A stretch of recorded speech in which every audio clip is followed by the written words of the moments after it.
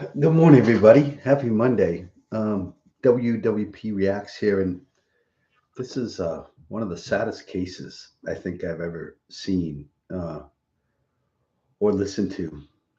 Some of you may know I was a teacher for 14 years until 9/11 happened as a high school science teacher. Um, it was great. I loved teaching. I could not imagine teaching today. I taught from 1986 to student taught in 1985, taught from 1986 to 2001. It was a different time, I think. I never worried about guns in school. I never worried that one of my students would have a gun. I worried they might have a knife. I had to break up fights as a male teacher, as expected. It was high school. I taught sciences, pretty high level sciences, advanced placement biology, chemistry, but I also taught the younger students, the ninth graders, physical science. Those are some tough classes. Had some children with,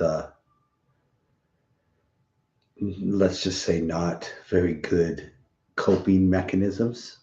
But I don't want to talk all about me. This case of Abby, I think it's Abby Zwerner. She was a first grade teacher for 4 years. And one day, a young child came in, and another child told her that she thought this other child had a gun. Um,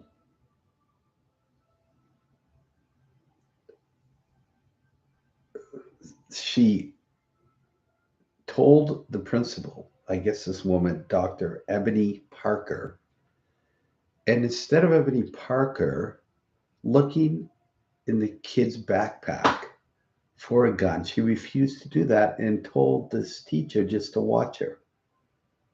Well, this teacher gets shot and is never taught again.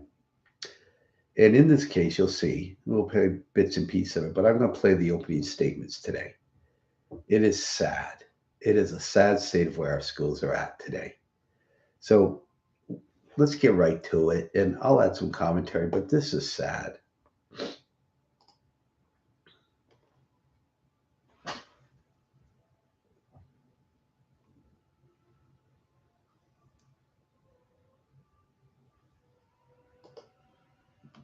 And this is the plaintiff's opening statements. This is the plaintiff for the teacher. The teacher is the plaintiff in this case, and Ebony Parker, the principal, is the defendant. It's a $40 million civil lawsuit. There are spoken and unspoken promises that teachers trust administrators to keep. One of those promises is that when teachers sound an alarm that something is wrong, administrators will answer. In this case, on January 6, 2023, those promises were broken. And those promises were not broken by chance or confusion, but through a series of deliberate decisions that were made inside Rich Neck Elementary School, a school right down the street from us, 15 miles in our own community. And you're going to hear about the defendant, Dr. Ebony Parker. She was the assistant principal on January 6, 2023 at Rich Neck Elementary School. Now, members of a jury, an assistant principal is the second in command. She's a frontline administrator. And as a frontline administrator, the assistant principal directly interfaces with the teachers every day. Those teachers go to her for support. They go to her when there's problems in the classroom. And those teachers go to her when there are safety concerns. And you don't have to trust me on that. You're going to see during this trial copies of the school handbook, the crisis management plan, which governs these responsibilities. And it also governs the relationship between. Yeah, when I was a teacher, the assistant principal was my friend. I needed him to be my friend. He was there for me. Back in those days, I don't think I ever had a she assistant principal. I always had men as assistant principals, and if I called them, they would come and they would escort a student out of my classroom if I needed that. But they also expected me to manage my classroom. And classroom management is a big part of teaching. And you go through courses on how to handle and manage your classroom to minimize disruptions and to be an effective teacher. This goes way above that. This woman, the assistant principal, in my opinion, did not take her responsibilities seriously. And then teacher getting shot. Administrators and teachers. As an assistant principal, you have the authority to search a student, to remove a student from the classroom, to notify the principal, to contact law enforcement. One of the main issues of a frontline administrator is safety. We've all heard safety first. Members of the jury, this is the job of an assistant principal, the job that Dr. Parker accepted with those spoken and unspoken promises, with that authority that she undertook as the assistant principal. Now let's talk about January 6th, 2023. The first week back to school after the holiday. Kids are excited, there's excitement in the air. It's a Friday. There's about 100 kids that are filing in to Rich Neck Elementary School at about 9 o'clock that morning. 20 of whom are headed down to room 11. Room 11 is the classroom that Ms. Zwerner was the first grade teacher of. Now it's January, it's cold out. These kids have on hoodies, jackets, and backpacks. And in those backpacks are things that you would expect to find. Books, pencils, calculators. About an hour and a half later, at 10:30 a.m., another student, a 6-year-old, who we're going to refer to as JT, comes to school. His mom drops him off.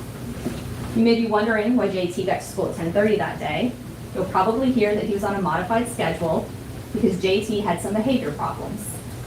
He was also coming back to school that day from a suspension where 2 days prior, JT had a violent episode where he took Miss Zwerner's phone and slammed it, cracking the screen protector. So this is his first day back from the suspension as well. JT too has on his backpack. He checks into the office. In JT's backpack are the usual things: books, a calculator, pencils, but you're going to hear that JT also had a loaded gun. So JT goes down to room 11, which is right down the hall from the main office, where the assistant principal's office is, where Dr. Parker spent the majority of her day sitting at her desk. You're also going to hear that it was makeup testing day. Opposing counsel may say that's an important day in the life of an administrator. And it is. They're doing makeup testing. It's about 30 students that day from grades 3 through 5 who are making up the testing. A very small percent. Now it's about 11:30, 11:40, about an hour has gone by. Ms. Zwerner goes into Dr. Parker's office. She's sitting at her desk. And Ms. Zwerner says to Dr. Parker, JT seems off today and in a violent mood. He just threatened to beat up a kindergartner in the cafeteria. Does Dr. Parker get up from her desk and go down and check on JT? No. That is incredible. A teacher took the time to go to the assistant principal's office and say, hey, this JT just came back from suspension, threatened up to beat a kindergartner in the cafeteria. He's in a violent mood today. And the vice principal does nothing? The assistant principal does nothing? That's dereliction of duty. Holy cow. Does Dr. Parker look up and address Ms. Zwerner and her concerns? No. Dr. Parker does not even look up. So now, some more time's gone by. It's a little after 12. You're going to hear that another teacher comes into Dr. Parker's office, Amy Kobach. Ms. Kobach comes into the office with an alarming report and says after she's been in JT's class, spoken to some of the students in JT's class, Miss Kovac thinks that JT may have a gun in his backpack. So, does Dr. Parker remove the child from the class? It wasn't a student. No. But it's another. Does she notify the next in the chain of command, the principal? No. No. Didn't Does read she it. contact law enforcement? No. Does she search the backpack herself? No. So Ms. Kovac says she's going to go search the backpack when they go to recess. Now about maybe 20 more minutes or so go by. Ms. Kovac comes back to Dr. Parker's office, where Dr. Parker is still sitting at her desk. And now Ms. Kovac says to Dr. Parker, I checked the backpack. There was no gun. Right? However, in her next breath, Ms. Kovac says, Ms. Zwerner thinks that the child, JT, took something out of his backpack, the gun, and put it in his pocket. Does Dr. Parker then decide to remove the child from recess while he's out there with all the other students? No. Does Dr. Parker search the child? No. She doesn't notify the principal. Instead, Dr. Parker downplays the report. And she says to Ms. Kovac, he has little pockets. So Ms. Kovac leaves. Well, Ms. Kovac's one of the proctors that day for the makeup testing. So she goes out to recess and comes back to see Dr. Parker one more time. This is Ms. Kovac's third time in the office. It says, I wanted to let you know he has on a jacket, and I'm going for the testing because it starts at 1, and she had to be back for the testing. Now some more time goes by. It's about 1:40. 2 additional staff members go to Dr. Parker. One goes into Dr. Parker's office and says, he just got off the phone with another first grade teacher. He wants to know, did you search JT? Dr. Parker says, yes, the backpack's been searched. He walks out. Shortly behind him comes in the guidance counselor. And he says to Dr. Parker, after speaking to others and being concerned that a student actually saw bullets or a gun in JT's pocket, says, can I search JT? So not only does Dr. Parker not leave her office and go down the hallway and take JT out of that classroom, not only does she not search him, she doesn't call the police, but she makes the decision to say to the guidance counselor, no, you cannot search the boy. She says, just wait. His mother will be here soon. Let her know. The mother gets there about 2:30. This is about 1:40 p.m. We've had a day now of warnings. 4 warnings. Unbelievable, right? So now the time is 1:58. Bang! Everybody nearby hears the sound of a gunshot. JT has now taken that firearm, pointed it at Abby, and pulled the trigger. You're going to hear that that bullet went into her hand, her left hand, through her hand, into the side of her left chest, where it still lies today, because it's too dangerous to remove.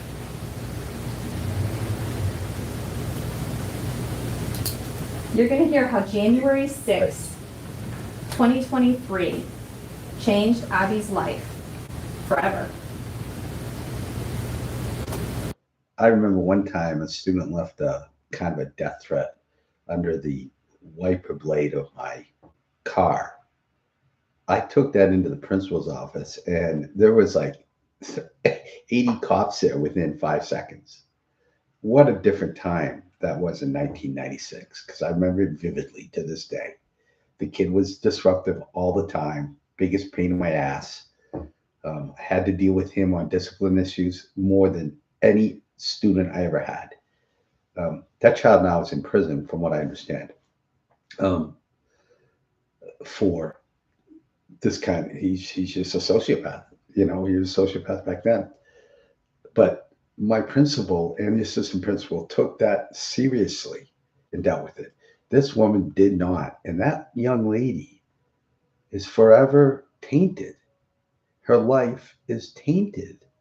She'll never be the same. You're going to see as we go further, they're going to try to diminish how Abby's life's changed because she went to a Taylor Swift concert 6 months after the incident. You know, it's not a big deal. She has undergone 6 surgeries and still has one coming up to remove a plate out of her hand. And you'll be able to see her hands, the difference. She still does not have full range of motion in her left hand. And you're going to hear from those doctors, and they're going to tell you about that impact from that gunshot that day. You're going to hear from her sister Hannah and her mother Julie, and how they had to give Abby around-the-clock care for months. Hannah quit her job. Hannah moved in with Abby so she could take care of her around the clock. Because jurors, Abby could not open food containers to feed herself. She couldn't open bottles. She wasn't able to shower. She couldn't hold a brush for her hair or wash her hair. She wasn't able to pull her pants up. She wasn't able to button her clothes. She wasn't able to drive. Abby was 25 years old on January 6th, 2023. She had just started her career as a teacher. She was pouring into her students. She was excited about what the future held. In your 20s, usually some of the best times of your life, Abby's going to tell you how they've been the darkest times of her life. Right. How the pain and trauma do not easily fade, and what she's been dealing with. And members of the jury, you're going to hear from an expert who's going to tell you that administrators are trained how to deal with the report of a gun in school, and how ignoring multiple credible reports of a firearm not only violates protocol, but it puts all lives in danger that were in that school. And we have administrators like that running our schools, and we wonder why there's mass shootings in schools. Because they just don't fucking care. I mean, that kid in freaking Michigan there, whose parents went to prison, nobody from the school went to prison, and they didn't do the right thing. Ridiculous. You'll hear from all the teachers that went to Dr. Parker on that day, the 4 different staff members and teachers, with their concerns that JT has a gun. And you're going to hear from the defense that you should excuse Dr. Parker's conduct on that day. You're going to hear Dr. Parker was part of a team of teachers prior to January 6th that were working with JT to try to help correct some of those classroom behavior problems he had. And that's true. You're going to hear that it was a 6-year-old child. Who would think a 6-year-old is going to bring a gun to school and shoot their teacher? Members of the jury, it's Dr. Parker's job to believe that that is possible. It's her job to investigate it and to get to the very bottom of it. And to hope that that's not possible. But her job is to address it. Wow. Unbelievable. You're going to hear, Abby could have done more. But when you hear those arguments, I ask you to ask yourself, why did 4 different people go to Dr. Parker that day with this concern? 4 different staff, 4 different teachers total went to Dr. Parker. Because Dr. Parker was the assistant principal. Dr. Parker was in the chain of command. Dr. Parker had the authority to search a student. She had the authority to remove a student from the classroom. She had the authority to call the law enforcement. responsibility, 4 opportunities not just to take decisive action and do that. So jurors, why are you here today? You're here because we're asking you to enforce a promise that Dr. Parker broke, and a life has been shattered because of it. Only you have the power to decide how to make up that promise, and only you have that power to decide what are those harms and losses that Abby has suffered. And it's important, jurors, that you don't have to find that Dr. Parker is not a good person. We're not even suggesting that. We're asking you to look at the decisions and choices that Dr. Parker made that day, because she made bad decisions and choices that day. But you can find that Dr. Parker is a good person, but you can also find that Dr. Parker breached her duty of care to the plaintiff on January 6, 2023.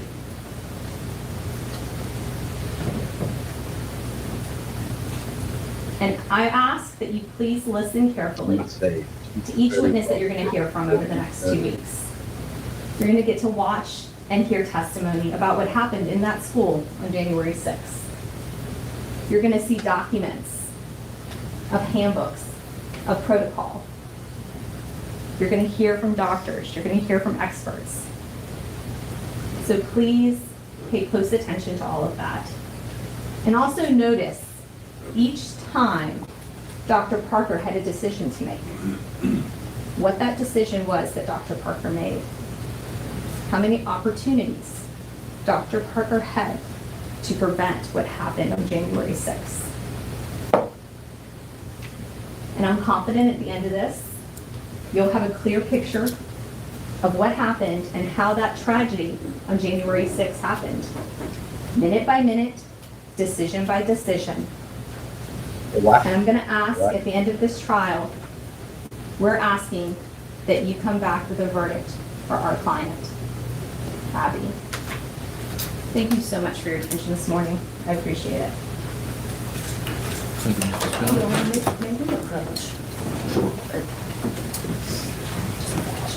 Do you want this on the record?